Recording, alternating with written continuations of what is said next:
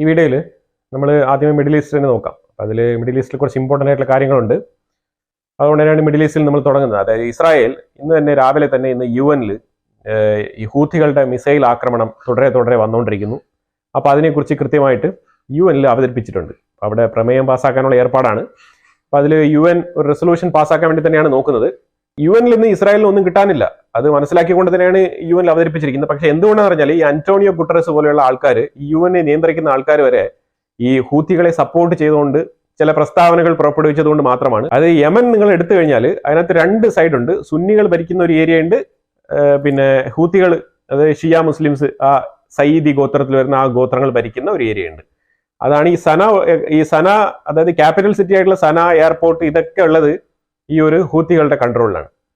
അപ്പൊ ഇവർ നിരന്തരം ഇവരുടെ തമ്മിലുള്ള, അതായത് നിരന്തരം ഇവർ തമ്മിലുള്ള അടിയിൽ, അതായത് ഈ ഷിയാക്കും സുന്നികൾക്കും ഇടയിലുള്ള അടിയിലാണ് അവിടെ കുറെ ഹ്യൂമാനിറ്റേറിയൻ ക്രൈസിസ് ഉണ്ടാകുന്നത്. ഏറ്റവും കൂടുതൽ ബാധിക്കപ്പെടുന്നത് സുന്നി മുസ്ലിംസ് ആണ്. അതായത് ഇസ്രായേൽ അവിടെ എയർപോർട്ടിൽ ഒരു ആക്രമണം നടത്തിയത് കൊണ്ട് തന്നെ, റൺവേ ഒക്കെ അടിച്ച് പൊട്ടിച്ചിട്ടത് കൊണ്ട് തന്നെ അവിടെ ഹ്യൂമാനിറ്റേറിയൻ എയ്ഡിനുള്ള വർക്കുകൾ നടത്താൻ സാധിക്കുന്നില്ല എന്നുള്ള രീതിയിലുള്ള ഒരു പ്രസ്താവന യുണൈറ്റഡ് നേഷൻസിൽ വന്നിട്ടുണ്ട്. അപ്പൊ അതിനെ ചൊല്ലിയാണ് ഇവരെല്ലാം കൂടെ അവിടെ യമനെ അറ്റാക്ക് ചെയ്യരുത്, ചെയ്യാൻ പാടില്ല എന്നുള്ള നിലയിലൊക്കെ സംസാരിക്കുന്നത്. പക്ഷേ ഈ ഹൂത്തികൾ ഇങ്ങനെ തുടരെ വിട്ടുകൊണ്ടിരിക്കുന്ന മിസൈലിന് എന്ത് പരിഹാരമാണുള്ളത്? അതിനൊരു പരിഹാരമില്ല എന്നുള്ളതാണ്.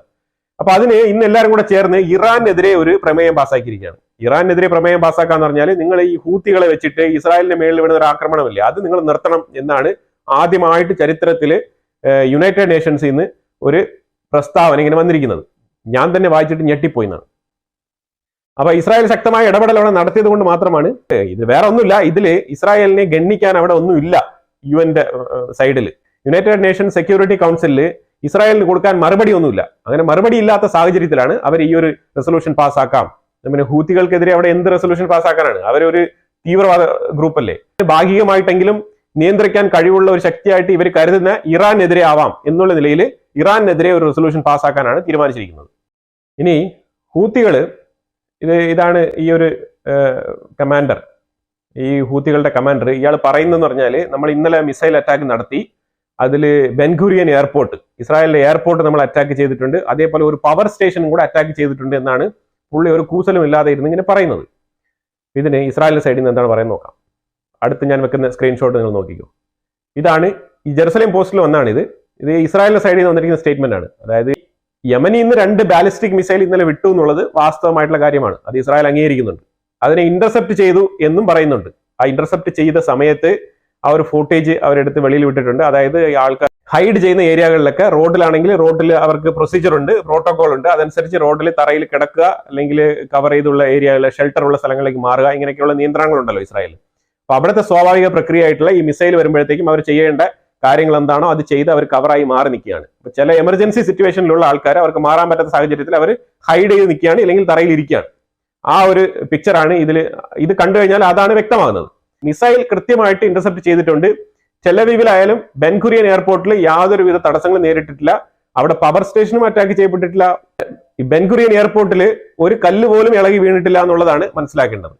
അതായത് കൃത്യമായി ഇന്റർസെപ്റ്റ് ചെയ്ത് കളഞ്ഞിട്ടുണ്ട് എന്നുള്ളതാണ് ഇസ്രായേലിന്റെ സൈഡിൽ നിന്നുള്ള കൃത്യമായി എവിഡൻസോട് കൂടിയുള്ള റിപ്പോർട്ടാണ് ഇസ്രായേൽ പുറത്തുവിട്ടിരിക്കുന്നത്. പക്ഷെ അവിടെ ഓൾറെഡി തള്ളി മറിച്ച് കളഞ്ഞു. അതായത് ഇസ്രായേലിന്റെ എയർപോർട്ട്, ഇതൊക്കെ കേട്ടിട്ട് അവന്മാർ മൊബൈലൊന്നും കാണുന്നില്ല എന്ന് തോന്നുന്നു. അവിടെ ഇന്റർനെറ്റ് വല്ലതും ഉണ്ടോ ഇനി അതൊന്ന് സംശയമാണെന്ന് തോന്നുന്നു. കാരണം ഈ ഇസ്രായേലിന്റെ വാർത്തകളൊന്നും അവർക്ക് കിട്ടാനുള്ള യാതൊരു സാധ്യതയില്ലാന്ന് തോന്നുന്നു. അപ്പൊ അതുകൊണ്ട് തന്നെ അവർക്ക് ഇതൊന്നും അറിയത്തില്ല. അവര് തക്ബീറൊക്കെ മുഴക്കി എപ്പോഴും പോലെ ഭയങ്കരമായിട്ടുള്ള ഒരു ആവേശം കൊണ്ട് ആവേശത്തിന്റെ കൊടുമ്പിരിയിൽ എത്തിച്ച് അവര് വീണ്ടും നമ്മൾ മിസൈൽ വിടുമെന്നുള്ള രീതിയിൽ അവർ പോയിരിക്കുകയാണ്. കാരണം ഇയാളാണല്ലോ അവിടുത്തെ ബ്രിഗേഡ് കമാൻഡർ. ആ ബ്രിഗേഡ് കമാൻഡറാണ് ഇതിങ്ങനെ വിളിച്ച് പറഞ്ഞത്. ഇയാൾ മിസൈൽ വിട്ടു കഴിഞ്ഞാൽ പിന്നെ അതായത് മിസൈൽ വിട്ടു കഴിഞ്ഞാൽ ഇയാളുടെ ബാധ്യത തീർന്നു. എന്താണോ അയാൾ പറയുന്ന സ്ഥലം അത് നശിച്ചു പോയിരിക്കുന്നു എന്ന് അവർ വിചാരിച്ചിട്ട് അവിടെ ജീവിക്കുകയാണെന്നാണ് തോന്നുന്നത്. അല്ലാതെ ലേറ്റർ കൺഫർമേഷൻ ഒന്നുമില്ല. മനസ്സിലായി? ലേറ്റർ കൺഫർമേഷനേ ഇല്ല എന്നുള്ള കാര്യമാണ്. അതായത് ഇത് വീണോ, കൃത്യമായിട്ട് നമ്മൾ ടാർഗറ്റ് ചെയ്ത സ്ഥലം അറ്റാക്ക് ചെയ്യപ്പെട്ടിട്ടുണ്ടോ ഇല്ലയോ, അങ്ങനെ ഒരു കൺഫർമേഷൻ റീവാലിഡേഷൻ ചെയ്യുക എന്നുള്ളതൊന്നും പരിപാടിയേ ഇല്ല എന്നുള്ളതാണ്. പിന്നെ ഇറാന്റെ ഉള്ളിൽ നല്ല രീതിയിലുള്ള ഒരു പ്രൊട്ടസ്റ്റ്, അതായത് ഇൻഫ്ലേഷനെതിരെ നിത്യോപയോഗ സാധനങ്ങളുടെ വില ഇറാനിൽ കുതിച്ചു കയറുന്നുണ്ട്. അതിനെതിരെ ഒരു പ്രൊട്ടസ്റ്റ് ഇറാന്റെ മാർക്കറ്റിൽ, തെഹ്റാൻ ഹിസ്റ്റോറിക്കൽ മാർക്കറ്റിൽ നിന്ന് സ്റ്റാർട്ട് ചെയ്തിരിക്കുകയാണ്. നല്ല രീതിയിലുള്ള പ്രൊട്ടസ്റ്റാണ് അവിടെ നടക്കുന്നത്. അത് തടയാൻ വേണ്ടിയിട്ട് ഇറാൻ ശ്രമിക്കുന്നുണ്ട്. കാരണം ഏതെങ്കിലും ഒരു ചെറിയ രീതിയിലുള്ള ഒരു സ്പാർക്ക് മതി അവിടുത്തെ പ്രശ്നങ്ങൾ വേറെ രീതിയിൽ മാറി തീർന്ന് വലിയ പ്രക്ഷോഭമായിട്ട് മാറാൻ. കാരണം അത്രമാത്രം ജനങ്ങൾ ആ രീതിയിൽ ഒന്ന് ഏതെങ്കിലും ഒരു അവസരം കിട്ടിയാൽ പൊട്ടും എന്നുള്ള അവസ്ഥയിൽ നിൽക്കുന്ന ഒരു സാഹചര്യമാണ് ഇറാന്റെ ഉള്ളിൽ നിലനിൽക്കുന്നത്. ഇത് കൂടാതെ ഒരു കാര്യം കൂടെ സംഭവിക്കുന്നത്, അഫ്ഗാനിസ്ഥാനും ഇറാനും തമ്മിൽ ഒരു റിവർ ഉണ്ട്, ഹെൽമണ്ട് അഥവാ ഹിർമണ്ട്, ഇങ്ങനെ രണ്ട് പേരിൽ വിളിക്കപ്പെടുന്നുണ്ട്. ഇത് ഇറാനികൾ ഒരു പേരിൽ ഹിർമണ്ട് അങ്ങനെ വിളിക്കുന്നുണ്ട്, മറ്റേ അഫ്ഗാനിസ്ഥാനികൾ ഹെൽമണ്ട് എന്നൊക്കെ വിളിക്കുന്നുണ്ട്. അങ്ങനെ രണ്ടുപേർ വിളിക്കുന്ന ഇത് സെയിം റിവർ തന്നെയാണ് അവർ വിളിക്കുന്നത്. ഈ റിവർ അഫ്ഗാനിലൂടെ ഒഴുകി ഇത് ഇറാനിലേക്ക് പോവാണ്. പക്ഷെ ഇപ്പൊ അഫ്ഗാനിസ്ഥാൻ അവിടെ ഒരു ഡാം പണിയാൻ വേണ്ടിയിട്ടുള്ള പദ്ധതി ഒരുക്കുകയാണ്. അപ്പൊ അത് കൃത്യമായിട്ട് ഇറാന്റെ ഒരു വാട്ടർ ഫ്ലോയെ നല്ല രീതിയിൽ ബാധിക്കുമെന്ന് ഇറാൻ നല്ല രീതിയിൽ കൺസേൺ രേഖപ്പെടുത്തുന്നുണ്ട്. അപ്പൊ ഇത് രണ്ടുപേരും കൂടെ ചർച്ച ചെയ്യണം എന്നാണ് പറയുന്നത്. കാരണം അവർ തമ്മിൽ നല്ല ഫ്രണ്ട്ലി ആയിട്ടുള്ള ഒരു നേഷൻ ആയിട്ടാണ് കരുതുന്നത്. താലിബാൻ അവർ തമ്മിൽ വലിയ പ്രശ്നങ്ങളൊന്നും ഇല്ല. പക്ഷെ എന്നിരുന്നാലും താലിബാന് ഈ ഒരു പ്രോജക്റ്റ് വളരെ അനിവാര്യമാണെന്നാണ് താലിബാൻ ആവശ്യപ്പെടുന്നത്. അപ്പൊ അതുകൊണ്ട് തന്നെ ഈ പ്രോജക്റ്റുമായിട്ട് മുന്നോട്ട് പോകുന്നെങ്കിൽ ഇറാനുമായിട്ടുള്ള ബന്ധത്തിൽ ചെറിയ വീഴാനുള്ള സാധ്യത കാണുന്നുണ്ട്. അതിലുപരിയായിട്ട് ഇറാനിൽ ഈ വാട്ടർ ഫ്ലോ മൂലം, അതായത് ഈ വെള്ളം കൊണ്ട് ജീവിക്കുന്ന കുറെ ആൾക്കാരുണ്ട് ഇറാനിൽ. അപ്പൊ അവരുടെ ഗതി അധോഗതി ആവാനുള്ള അവസ്ഥയും ഉണ്ട്. അപ്പൊ അതിന് ഇറാൻ ഗവൺമെന്റ് ഏതെങ്കിലും ഒരു മറുമാർഗം കണ്ടെത്തേണ്ടതുണ്ട് എന്നാണ് അവിടുത്തെ ജനങ്ങൾ ആവശ്യപ്പെട്ടിരിക്കുന്നത്, ഇറാന്റെ ജനങ്ങൾ. പക്ഷെ ഇതിനെക്കുറിച്ചുള്ള ചർച്ചകൾക്ക് വേണ്ടിയിട്ട് ഇറാൻ ഡോർ ഓപ്പൺ ചെയ്തിരിക്കുകയാണ്. പക്ഷേ താലിബാന്റെ സൈഡിൽ നിന്ന്, അതായത് അഫ്ഗാനിസ്ഥാന്റെ സൈഡിൽ നിന്ന് ഇതുവരെ ഇതിനെക്കുറിച്ചുള്ള പരാമർശങ്ങളോ അല്ലെങ്കിൽ ഇറാനുമായിട്ടുള്ള മീറ്റിംഗ്, അതായത് ഇറാന്റെ ആ ഒരു ഇൻവിറ്റേഷൻ സ്വീകരിച്ചുകൊണ്ട് ഈ ഒരു മീറ്റിംഗിൽ പങ്കെടുക്കും എന്നുള്ളതിനെ കുറിച്ചുള്ള യാതൊരു സൂചനയും അഫ്ഗാനിസ്ഥാന്റെ ഭാഗത്തു നിന്ന് ഇതുവരെ വന്നിട്ടില്ല എന്നുള്ളതാണ്.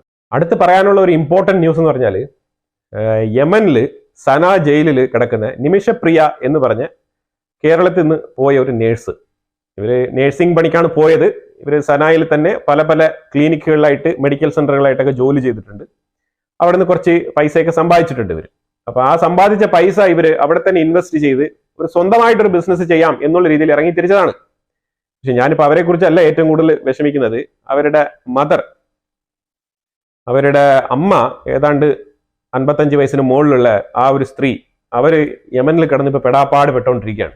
അത് എങ്ങനെയും എന്റെ മോളെ ഒന്ന് രക്ഷപ്പെടുത്തി കൊണ്ടുവരണം എന്നുള്ള നിലയിൽ, വധശിക്ഷയ്ക്ക് കാത്തു കിടക്കുന്ന മോളെ എങ്ങനെയും രക്ഷപ്പെടുത്തി കൊണ്ടുവരണം എന്നുള്ള നിലയിൽ അതിതീവ്രമായ നിലപാടുമായിട്ട്, ഉറച്ച നിലപാടുമായിട്ട് പോയി നിൽക്കുകയാണ്. അത് അപ്രീഷിയേറ്റഡ് ആണ്. അതിന് കൂടുതൽ നമ്മൾ അതിനെക്കുറിച്ച് ഒന്നും പറയുന്നില്ല. കാരണം ഒരു അമ്മയ്ക്ക് എന്താണ് ചെയ്യാൻ പറ്റുക അത് അവർ ചെയ്തുകൊണ്ടിരിക്കുകയാണ്. പക്ഷെ ഇവിടെ ഈ എടുത്ത ആക്ഷൻ പ്ലാൻ, നടപടിക്രമങ്ങൾ, ഈ പോകുന്ന വഴി, ഇതൊക്കെ ശരിയാണോ എന്ന് ചോദിച്ചു കഴിഞ്ഞാൽ ചെറിയ ഡൗട്ടൊക്കെ അവിടെ വരുന്നുണ്ട്. ഇത് എന്തുകൊണ്ടാണ് ഈ ഒരു കേസിൽ ഇപ്പം സന കോടതി, അവിടുത്തെ പ്രസിഡന്റ് ഇവരുടെ ഈ ഒരു നിമിഷപ്രിയയുടെ വധശിക്ഷയെ ശരിവെച്ചുകൊണ്ട് വിത്തിൻ 1 മന്തിൽ, ഒരു മാസത്തിനകത്ത് ഇവരുടെ വധശിക്ഷ നടപ്പാക്കണം എന്നുള്ള ഒരു വിധിയിൽ ഒപ്പുവെച്ചിരിക്കുകയാണ്. ഇത് വളരെ ദാരുണമായ ഒരു സംഭവമാണ്. പക്ഷെ ഇത് സംഭവിച്ചതെന്ന് പറഞ്ഞാൽ കൊലപാതക കേസാണ്. അതിൽ ഇവരുടെ ഹസ്ബൻഡ് ആയിട്ടുള്ള ആ ഒരു യമനി യുവാവിനെ ഇവർ കൊലപ്പെടുത്തി, വെട്ടി മുറിച്ച് കഷ്ണങ്ങളാക്കി ഇവര് ടാങ്കിൽ നിക്ഷേപിച്ചു എന്നാണ് കേസ്. ഇവിടെ ഹസ്ബൻഡ് എന്ന് പറയുമ്പോഴത്തേക്കും നാട്ടിലൊരു ഹസ്ബൻഡ് ഉണ്ടല്ലോ. അപ്പൊ ഇതെന്താണെന്ന് പറയുമ്പോഴത്തേക്കും ഇത് ബിസിനസിന്റെ ആവശ്യത്തിന് വേണ്ടിയിട്ട് അവിടെ എന്തോ ബെനിഫിറ്റ് കിട്ടാൻ വേണ്ടിയിട്ടാണ് ഇവർ ഒരു ഹസ്ബൻഡ്. അതായത് ചില ആൾക്കാർ, നമ്മളിപ്പോൾ ഓസ്ട്രേലിയ അതേപോലെ പല വെസ്റ്റേൺ കൺട്രീസിലും മാരേജ് ചെയ്യുമ്പോഴത്തേക്കും ഒരു സിറ്റിസൺഷിപ്പ് പോലത്തെ ചില പരിപാടികളൊക്കെ ഉണ്ടല്ലോ. അമ്മാതിരി എന്തോ ഒരു രേഖ ഉണ്ടാക്കാനും കുറച്ച് ആനുകൂല്യങ്ങൾ കിട്ടാൻ വേണ്ടിയിട്ടുമാണ് ഈ ഒരു ഡോക്യുമെന്റേഷനിൽ മാത്രമായിട്ട് ഈ ഒരു വിവാഹം രജിസ്റ്റർ രേഖപ്പെടുത്തിയതായിട്ടാണ് നമുക്ക് മനസ്സിലാക്കാൻ പറ്റുന്നത്. അപ്പൊ ഇതിനെക്കുറിച്ച് ഓപ്പൺ ആയിട്ടൊരു സ്റ്റേറ്റ്മെന്റ് ഇൻസൈറ്റ്സ് മലയാളത്തിൽ പറയുന്നില്ല. കാരണം ഇത് നിമിഷപ്രിയ കൃത്യമായിട്ട് പുറത്തു വന്നിട്ട് അവരുടെ സൈഡിൽ നിന്ന് പറയേണ്ട കാര്യമാണ്, ന്യായീകരിക്കേണ്ട കാര്യമാണ് ജനങ്ങൾക്ക് ഈ ഒരു വിഭാഗം എന്തുകൊണ്ട് എന്നുള്ളത്. 2017 ഇവര് ആ യുവാവിനെ, അതായത് ആ ഒരു യമനി യുവാവിനെ മാരേജ് ചെയ്തതായിട്ടാണ് പേപ്പറിൽ പറയുന്നത്. നമ്മൾ സ്വമേധ പറയുന്നതല്ല, അതായത് ഇന്ത്യയിലുള്ള മുൻനിര മാധ്യമങ്ങളെല്ലാം തന്നെ ഇത് റിപ്പോർട്ട് ചെയ്തിട്ടുണ്ട്. അതുകൊണ്ട് തന്നെയാണ് നമ്മൾ ഇത് ആധികാരികമായിട്ട് പറയുന്നത്. അപ്പൊ ശരി, അത് ഒരു പാർട്ട് അവിടെ ഇരിക്കട്ടെ. എന്തായാലും കൊലപാതകം നടന്നു, ഒരു മനുഷ്യനെ കൊന്നിരിക്കുകയാണ്, അതാണ് കേസ്. ഇനിയിപ്പം ഈ കേസിൽ ഇന്ത്യൻ ഗവൺമെന്റ് ഇടപെട്ടിട്ടുണ്ടോ എന്ന് വെച്ച് കഴിഞ്ഞാൽ യെസ്, ഇടപെട്ടിട്ടുണ്ട്. മിനിസ്ട്രി ഓഫ് എക്സ്റ്റേണൽ അഫയേഴ്സ് വളരെ ശക്തമായി തന്നെ ഇടപെട്ടിട്ടുണ്ട്. പക്ഷേ അവിടെ മീഡിയേറ്റർ ആയിട്ട് ഒരു ലോയറെ ഏർപ്പാടാക്കിയിട്ടുണ്ടായിരുന്നു. ആ ലോയർ ഇതുവരെ ഈ ബ്ലഡ് മണിയെ കുറിച്ച് ബന്ധപ്പെട്ട ആ കൊല ചെയ്യപ്പെട്ട ആ ഒരു യുവാവിന്റെ വീട്ടില് ആ ബന്ധപ്പെട്ട ആൾക്കാരുമായിട്ട് സംസാരിച്ചിട്ടുണ്ടോ എന്ന് ചോദിച്ചു കഴിഞ്ഞാൽ അറിയത്തില്ല. അതാണ് സംഭവം, അറിയത്തില്ല. അതെന്താണ് സംഭവം എന്ന് പറഞ്ഞാൽ, ഈ ലോയർ ശരിക്കും പറഞ്ഞാൽ $40,000 ഈ ലോയർ ചോദിച്ചത്. അപ്പൊ ഇവർക്ക് ഏതാണ്ട് $20,000 ministry of external affairs already തന്നെ ആ ലോയർക്ക് കൊടുത്തിട്ടുണ്ട്. ഇത് എന്തുകൊണ്ടാണ് ഈ $40,000 എന്തിനാണെന്ന് പറഞ്ഞാൽ, ഇത് ബ്ലഡ് മണി അല്ല, ഇത് പ്രീ നെഗോസിയേഷൻ ടോക്ക്, അതായത് പ്രീ നെഗോസിയേഷൻ ടോക്കിന് വേണ്ടിയിട്ടാണ് ഈ ഒരു $40,000 പുള്ളി ചോദിച്ചത്. ആ വക്കീല് ചോദിച്ചത് ഈ ഒരു എമൗണ്ട് ആണ്, $40,000. അതായത് ആ കുടുംബത്തിന്റെ അടുത്ത് ഈ ഒരു പ്രൊപ്പോസൽ വെക്കാൻ വേണ്ടിയിട്ട്. കാരണം അവിടെ ബ്ലഡ് മണി കൊടുത്ത് ഒഴിവാവാനുള്ള ഒരു ലൂപ്പ് ആ കോടതിയിൽ നിമിഷപ്രിയയുടെ കേസിൽ വെച്ചിട്ടില്ല. ഇത് കൊലപാതക കേസ് ആയതുകൊണ്ട് തന്നെ ഇതേപോലെ ഒരു മരുന്ന് കുത്തിവെച്ച് ആളെ പിന്നെ മയക്കി കിടത്തി കൊലപാതകം നടത്തിയത് കൊണ്ട് തന്നെ ഇതൊരു ക്രൂര കൊലപാതകമായിട്ടാണ് യമനിൽ രേഖപ്പെടുത്തിയിരിക്കുന്നത്. അപ്പൊ അതുകൊണ്ട് തന്നെ ബ്ലഡ് മണി വെച്ച് പോകാനുള്ള ഒരു ലൂപ്പ് പോലും അതിനകത്ത് വെക്കാതെയാണ് ഇതിന്റെ പ്രൈമറി വിധി വന്നിരിക്കുന്നത്. കോടതിയിൽ നിന്ന് സെന്റൻസ് വന്നിരിക്കുന്നത് അങ്ങനെയാണ്. അപ്പൊ അതുകൊണ്ട് തന്നെ ഈ ബ്ലഡ് മണിക്കുള്ള ഒരു സോഴ്സ് ഉണ്ടെങ്കിൽ തന്നെ അത് ആ ബന്ധപ്പെട്ട ഫാമിലി അവിടെ ഇവർക്ക് വേണ്ടി ഇനി ഒരു അപ്ലിക്കേഷൻ കൊടുക്കണം. കൊടുത്താൽ മാത്രമേ ബ്ലഡ് മണിക്കുള്ള ലൂപ്പ് ഓപ്പൺ ആവുള്ളൂ. ഈ സനായിലുള്ളത് ഇപ്പൊ ഈ ഹൂത്തികളാണ് അവിടെ ഭരണം നടത്തിക്കൊണ്ടിരിക്കുന്നത്. നമുക്ക് എല്ലാവർക്കും അറിയാം, ഗവൺമെന്റ് ശരിക്കും പറഞ്ഞാൽ ഇസ്രായേലിന്റെ ഒപ്പമാണ് നിൽക്കുന്നത്. അപ്പൊ അതുകൊണ്ട് ഹൂത്തികളുടെ ഭാഗത്ത് നിന്ന് ആ രീതിയിലുള്ള ഒരു സപ്പോർട്ട് ഇന്ത്യക്ക് കിട്ടണം എന്നുണ്ടെങ്കിൽ എന്തെങ്കിലുമൊക്കെ ഒരു ഹോൾഡ് വേണം. ആ രീതിയിൽ മാത്രമേ നടക്കുള്ളൂ. കാരണം ആ ഫാമിലി അവിടെ നിന്ന് ആവശ്യപ്പെടണം. അതാണ് പ്രാഥമികമായിട്ട് നടക്കേണ്ടത്. ഈ ഫാമിലി അവിടെ നിന്ന് ആവശ്യപ്പെടണമെന്നുണ്ടെങ്കിൽ ആ ഫാമിലി എടുത്ത് ആദ്യം സംസാരിക്കണം. ഈ ഫാമിലി എടുത്ത് ആരെങ്കിലും സംസാരിച്ചോ ഇല്ലയോ എന്നുള്ളത് ഇതുവരെ മിനിസ്ട്രി ഓഫ് എക്സ്റ്റേണൽ അഫയേഴ്സിനും നിമിഷപ്രിയ ആക്ഷൻ കൗൺസിലുമായിട്ട് ബന്ധപ്പെട്ടുള്ള ആൾക്കാർക്കും ഇത് അറിയത്തില്ല. കാരണം ഇവരെല്ലാം കമ്മ്യൂണിക്കേറ്റ് ചെയ്യുന്നത് ഒരു ലോയറുമായിട്ടാണ്. ആ ലോയർ ഇതുവരെ ഏതാണ്ട് $19,871 മേടിച്ചിട്ടുണ്ട്. ഇതെന്തുകൊണ്ടാണ് ഈ ഡോളർ ഇങ്ങനെ പറഞ്ഞാൽ അത് ഈ യമൻ കറൻസിയിൽ ആണ് അയാൾ തുക ആവശ്യപ്പെട്ടത്. അപ്പൊ യമൻ കറൻസിയിൽ അയാൾ ആവശ്യപ്പെട്ട തുക ഏകദേശം $40,000 വർത്ത് വരുന്ന ഒരു എമൗണ്ട് ആണ്. അതിന്റെ നേർ പകുതി ministry of external affairs already കൈമാറിയിട്ടുണ്ട്, ട്രാൻസാക്ഷൻ ചെയ്തിട്ടുണ്ട്. എംബസി ത്രൂ, അതായത് യമനിലുള്ള ഇന്ത്യൻ എംബസി ത്രൂ തന്നെയാണ് ഈ ഒരു ട്രാൻസാക്ഷൻ നടത്തിയിരിക്കുന്നത്. ലീഗൽ ആയിട്ടുള്ള ട്രാൻസാക്ഷൻ ആണ്, അതിൽ യാതൊരു തർക്കവുമില്ല. അപ്പൊ ഈ ഒരു 19,000 എന്ന് പറഞ്ഞത് ആ കറൻസി കൺവേർഷനിൽ വന്ന ഒരു ചെറിയ ചേഞ്ച് ആണ്. 20,000 എന്ന് നമുക്ക് കണക്ക് കൂട്ടാം. $20,000 ഓൾറെഡി ഇന്ത്യൻ ഗവൺമെന്റ് ആ വക്കീലിന് കൊടുത്തിട്ടുണ്ട്. അപ്പൊ ഇനി അയാൾ പറഞ്ഞത് ഫുൾ എമൗണ്ട് കിട്ടിയാൽ മാത്രമേ ഞാൻ നെഗോഷിയേഷൻ ടോക്കിന് സമ്മതിക്കൂ എന്നാണ് പറഞ്ഞിരിക്കുന്നത്. പക്ഷേ ഈ വക്കീലിന്റെ അടുത്ത സൈഡ് നമുക്ക് അറിയത്തില്ല. ഇവൻ ആ കുടുംബമായിട്ട് ബന്ധമുണ്ടോ, ഇയാൾ ഈ കുടുംബത്തിലെടുത്ത് ഈ കാര്യങ്ങൾ സംസാരിക്കാറുണ്ടോ, അല്ലെങ്കിൽ ഇതിന്റെ പേരിൽ എന്തെങ്കിലും നെഗോസിയേഷൻസ് നടക്കുന്നുണ്ടോ, ഇതൊന്നും അറിയത്തില്ല. അപ്പൊ എന്തുകൊണ്ടാണ് ഇപ്പൊ വന്നിരിക്കുന്ന ഒരു അവസ്ഥ പറഞ്ഞാൽ വളരെ ക്രൂഷ്യലാണ്. അതായത് ഇന്ത്യൻ ഗവൺമെന്റ് പറഞ്ഞത്, അതായത് രണ്ടാമത്തെ ഗഡു സെക്കൻഡ് ഇൻസ്റ്റാൾമെന്റ് ആയിട്ടുള്ള ബാക്കിയുള്ള തുക, ഇനിയുള്ള അഡീഷണൽ $20,000 കൊടുക്കാൻ ഇന്ത്യൻ ഗവൺമെന്റ് തയ്യാറാണ്. പക്ഷെ ആ സാഹചര്യത്തിൽ ഇന്ത്യൻ ഗവൺമെന്റ് ഈ വക്കീലിന്റെ അടുത്ത് അപ്ഡേറ്റ്സ് ചോദിക്കുകയുണ്ടായി. നിങ്ങൾ $20,000 മേടിച്ചല്ലോ, ഓൾറെഡി $20,000 ഓൾറെഡി മേടിച്ചല്ലോ. അപ്പൊ എന്തെങ്കിലും പ്രോഗ്രസ് ഉണ്ടോ, എന്താണ് ഇതിന്റെ ഈ ഒരു കണക്ക്? ശരിക്കും പറഞ്ഞാൽ നിങ്ങൾ ഈ പൈസ ആർക്ക് കൊടുത്തു, നമുക്കൊരു എവിഡൻസ് വേണ്ടേ? അല്ല നമ്മൾ വെറുതെ വന്ന ആൾക്കാർക്ക് പൈസ കൊടുത്തിട്ട് നിങ്ങൾ അവസാനം ഈ ഒരു കാര്യം നടന്നില്ല എന്നുണ്ടെങ്കിലോ? കാര്യം നടക്കുന്നു, പൈസ പോകുന്നു എന്നുള്ളതല്ല ഇതിന്റെ പ്രശ്നം. ഡീറ്റെയിൽഡ് ഫർണിഷ്ഡ് ചെയ്യാന്നുള്ളതാണ്. കാരണം നമുക്ക് അറിയണമല്ലോ. കാരണം ഇവിടെ ഒരു ലൈഫാണ് ഇവിടെ പോകാൻ പോകുന്നത്. ഈ കാര്യം നടന്നില്ല എന്നുണ്ടെങ്കിൽ പൈസയും പോവും, ഈ ലൈഫും പോവും. കാരണം റോങ് ആയ വഴിയിലൂടെയാണ് പോകുന്നുണ്ടെങ്കിൽ കൃത്യമായിട്ട് ഈ ഒരു രക്ഷാപ്രവർത്തനം നമുക്ക് സാധ്യമല്ല. നിമിഷപ്രിയയെ ഈ ഒരു കൊലക്കുറ്റത്തിൽ നിന്ന് നമുക്ക് രക്ഷപ്പെടുത്തി കൊണ്ടുവരാൻ കഴിയില്ല എന്നുള്ളതാണ്. അപ്പൊ അതുകൊണ്ടാണ് ഇന്ത്യൻ ഗവൺമെന്റ് കൃത്യമായിട്ട് ചോദിക്കുന്നത്, നിങ്ങൾ ഫർദർ ആയിട്ടുള്ള എന്തെങ്കിലും ഡെവലപ്മെന്റ്സ്, നിങ്ങൾ പൈസ മേടിച്ചിട്ട് കുറെ നാളായി, എന്തെങ്കിലും ഡെവലപ്മെന്റ്സ് ഉണ്ടെന്ന് ചോദിക്കുമ്പോഴത്തേക്കും അയാൾ ഒരു കാര്യങ്ങളും തുറന്ന് പറയാറില്ല. അയാൾ വീണ്ടും ഈ ഒരു പൈസ അഡീഷണൽ ആയിട്ടുള്ള $20,000 കൂടെ കൊടുത്താൽ മാത്രമേ ബാക്കിയുള്ള കാര്യങ്ങൾ ചെയ്യൂ എന്ന് രീതിയിൽ നിർബന്ധമായിട്ട് നിൽക്കുകയാണ്. ഇവിടെയാണ് ഇന്ത്യൻ ഗവൺമെന്റ് സ്ട്രക്കായി നിൽക്കുന്നത്. ഇത് എനിക്ക് തോന്നുന്നു വെച്ചാൽ ഒരു ആൾട്ടർനേറ്റീവ് വക്കീലേയും കൂടെ ഏർപ്പാടാക്കണമായിരുന്നു. എപ്പോഴും നമ്മൾ ഇങ്ങനത്തെ കാര്യങ്ങൾ ചെയ്യുമ്പോഴത്തേക്കും മൾട്ടിപ്പിൾ ഏജന്റ് വേണം. എന്നാൽ മാത്രമേ നമുക്ക് കാര്യങ്ങൾ ക്ലിയർ കട്ടായിട്ട് ഷൂട്ട് ഔട്ട് ചെയ്യാൻ പറ്റൂ. ഇല്ലാന്നുണ്ടെങ്കിൽ ഏതെങ്കിലും ഒരു സാഹചര്യത്തിൽ ഒരാളെ മാത്രം വിശ്വസിച്ച് നിൽക്കുമ്പോഴത്തേക്കും നമുക്ക് അറിയാത്ത രാജ്യം, അറിയാത്ത ലാംഗ്വേജ്, ഇവർ തമ്മിൽ എന്താണ് ഇടപാടെന്ന് നമുക്ക് അറിയത്തില്ല. അപ്പൊ ആ സാഹചര്യത്തിൽ നമുക്കൊരു കോമ്പറ്റീറ്റർ ആയിട്ട് ഒരാളെ വെക്കണം. ഇപ്പം ഫോർ എക്സാമ്പിൾ നമ്മൾ സെയിൽസ് റെപ്രസെന്റേറ്റീവ് ആയിട്ട് ഒരാളെ ഹയർ ചെയ്യുന്നെങ്കിൽ ഒരു കമ്പനിക്ക്, ഈ സെയിൽസിന് 2 പേരെ വെക്കണം. ഒരാളെ വെച്ചാൽ സെയിൽസ് നടക്കില്ല. കാരണം ഒരാളെ വെച്ച് കഴിഞ്ഞാൽ അയാൾ സ്വന്തമായിട്ട് തീരുമാനിക്കും സെയിൽസ് ചെയ്യണോ വേണ്ടയോ എന്നൊക്കെ. പക്ഷേ കൂടെ ഒരാളെയും കൂടെ പോസ്റ്റ് ചെയ്യണം, അപ്പോയിന്റ് ചെയ്യണം. അപ്പോഴത്തേക്ക് എന്താണ് സംഭവിക്കുന്നത്? കോമ്പറ്റീറ്റർ ഉണ്ടാവും. കോമ്പറ്റീറ്റർ ഉണ്ടാകുമ്പോൾ വർക്ക് കൃത്യമായിട്ട് നടക്കും. എപ്പോഴും പ്രത്യേകിച്ച് ഈ വക കാര്യങ്ങൾ ചെയ്യുന്ന സമയത്ത്, അതായത് ഇതുപോലത്തെ ലീഗൽ കാര്യങ്ങൾ അപ്രോച്ച് ചെയ്യാൻ സമയത്ത് നമുക്കൊരു ക്രൂഷ്യൽ ഡെഡ് ലൈൻ ഉണ്ടെങ്കിൽ തീർച്ചയായിട്ടും ഒരു അഡ്വക്കേറ്റിനെ കൂടെ അപ്രോച്ച് ചെയ്യണമായിരുന്നു. അപ്പൊ ഏതെങ്കിലും ഒരു സൈഡിൽ നമുക്ക് ലീഡ് കിട്ടും. ഇയാൾ തരുന്നില്ല എന്നുണ്ടെങ്കിൽ മറ്റേ ആൾ തരും. ഇപ്പൊ സംഭവം ഇനിയിപ്പോ ഇന്ത്യൻ ഗവൺമെന്റ് എന്താണ് ചെയ്യാൻ പോകുന്നത് എനിക്കറിയത്തില്ല. ഇനി അഡീഷണൽ 20,000 കൂടെ കൊടുക്കണം. അതാണ് ഇനി മാർഗമുള്ളത്. അത് തീർച്ചയായിട്ടും റിലീസ് ചെയ്ത് കൊടുക്കുക, കൊടുത്തിട്ട് ബാക്കി കാര്യം നടക്കുക. കാരണം എന്താ അറിയാമോ, നമ്മൾ ഫസ്റ്റ് തൊട്ടേ ലാക്കാണ്. നമ്മൾ ആദ്യം തൊട്ടേ നമുക്ക് വീഴ്ചയുണ്ട്. ഈ കേസ് അപ്രോച്ച് ചെയ്തതിൽ വന്ന വീഴ്ചയാണിത്. ഈ വീഴ്ച സംഭവിച്ചത് ഉദ്യോഗസ്ഥരുടെ ഭാഗത്തുനിന്ന് സംഭവിച്ചത് തന്നെയാണെന്ന് എനിക്ക് പറയാനുള്ളൂ. കാരണം കൃത്യമായിട്ടുള്ള അപ്രോച്ച് വളരെ ഇമ്പോർട്ടന്റ് ആണ്. അതത്ര ഇന്ത്യക്ക് ഒരുപാട് കാര്യങ്ങളുണ്ടാവും ഡീൽ ചെയ്യാൻ, മിനിസ്ട്രി ഓഫ് എക്സ്റ്റേണൽ അഫയേഴ്സിന് ഒരുപാട് കാര്യങ്ങളുണ്ടാവും. പക്ഷേ മിനിസ്ട്രി ഓഫ് എക്സ്റ്റേണൽ അഫയേഴ്സ് കൃത്യമായിട്ട് ഒരു ടീമിനെ ഏർപ്പാടാക്കിയിട്ടുണ്ട്. ആ ടീമിന്റെ വർക്ക് ഇത് തന്നെയാണ്, അവർക്ക് വേറെ വർക്കൊന്നുമില്ല. അപ്പൊ അവർ കൃത്യമായിട്ട് ഈ ഒരു കാര്യം അവിടെ നടപ്പിലാക്കേണ്ടതാണ്. മൾട്ടിപ്പിൾ ഏജൻസിനെ വെച്ച് നമ്മൾ നോക്കണമായിരുന്നു. $40,000 എന്ന് പറഞ്ഞാൽ ഇന്ത്യക്ക് വലിയ പൈസയൊന്നുമില്ല. അത് കൊടുത്ത് തീരുമാനമാക്കേണ്ടതാണ്. ഇനിയിപ്പോ ഈ 1 month ടൈമാണ് ഉള്ളത്. ഈ 1 monthനകത്ത് ഇന്ത്യൻ ഗവൺമെന്റ് ശക്തമായി ഇടപെട്ടില്ല എന്നുണ്ടെങ്കിൽ ആ കൊച്ചിന്റെ കാര്യത്തിൽ തീരുമാനമാവും, ഉറപ്പാണ്. അവിടെ ഉള്ളവന്മാരെന്ന് പറഞ്ഞാൽ പെണ്ണുങ്ങളായാലും ആണുങ്ങളായാലും അവിടെ ഉള്ളവന്മാരെന്ന് പറഞ്ഞു കഴിഞ്ഞാൽ നമ്മൾ വിചാരിക്കുന്ന പോലെയുള്ള മാനസികാവസ്ഥയുള്ള ആൾക്കാരല്ല. ലൈഫിനൊക്കെ ചെറിയ വിലയുള്ളൂ. ഈ ഭൂമിയിലുള്ള ജീവിതം തന്നെ ഏതാണ്ട് സഞ്ചാരികളെ പോലെ നമ്മൾ ഇവിടെ വന്നു പോകുന്നതാണ്. നമ്മൾക്ക് വേറെ ലോകത്തുള്ള ജീവിതത്തിന് ഇവിടെ നമ്മൾ എന്തൊക്കെയോ നേട്ടങ്ങൾ കൊയ്തിട്ട് ഇവിടെ നിന്ന് സർട്ടിഫിക്കറ്റ് മേടിച്ചിട്ട് പോകാൻ വേണ്ടിയിട്ട് വന്ന് ജീവിക്കുന്നതാണെന്നാണ് വിചാരിച്ചുകൊണ്ടിരിക്കുന്ന ആൾക്കാർ. അപ്പോഴത്തേക്കും അവർക്കൊരു ലൈഫിനെ തട്ടിക്കളയാന്നൊക്കെ പറഞ്ഞു കഴിഞ്ഞാൽ പുല്ല് പോലെയാണ്. അപ്പൊ അതുകൊണ്ട് ബ്ലഡ് മണിയൊക്കെ കൊടുത്ത് എത്രയും വേഗം ഇറക്കിക്കൊണ്ട് വരാനുള്ള മാർഗമാണ് ഇന്ത്യൻ ഗവൺമെന്റ് നോക്കേണ്ടത്. ഇത് നമ്മുടെ മുൻ മുഖ്യമന്ത്രി ഉമ്മൻചാണ്ടി വളരെ വ്യക്തമായിട്ട് ലുലു ഗ്രൂപ്പിന്റെ ഉടമയായിട്ടുള്ള യൂസഫ് അലിയോട് വളരെ വ്യക്തമായിട്ട്, അയാൾ അസുഖബാധിതനായിട്ടിരുന്ന സമയത്ത് യൂസഫ് അലി കാണാൻ പോയ സമയത്താണ് ഈ ഒരു കാര്യം എടുത്തെടുത്ത് പറഞ്ഞത്.